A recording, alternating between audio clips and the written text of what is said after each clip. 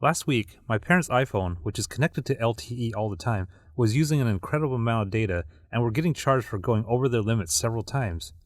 I didn't know about it until now, so I needed to stop the data leak quickly. So what's causing this is a bunch of apps that are still running in the background. My parents, who are older and don't have Wi-Fi, didn't know that these apps were still running when the phone was sitting on the home screen. On this phone, there are a lot of apps open right now, but the one I'm thinking that's causing most of the data usage is the Maps app. To me, that app shouldn't be running when you're not actively using it. But before shutting down all these apps, we need to look at the background app refresh settings. Background app refresh allows apps to continue to use data while the app is still running but you're not using it. You can turn each one on or off individually or completely turn off background app refresh for every app on the phone. You'll have to decide which app you'll allow to have continual access to data.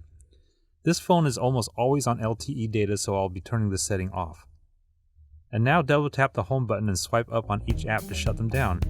You may find that some apps don't work correctly with background app refresh turned off, so turn it back on for the apps you think will need it. After doing all of this, we haven't been getting any more data charges on this phone. And one thing I want you to remember after watching this video is go and shut down some apps occasionally on the iPhone, especially if you know someone who is pretty much using LTE daily. This will potentially help them avoid extra data charges.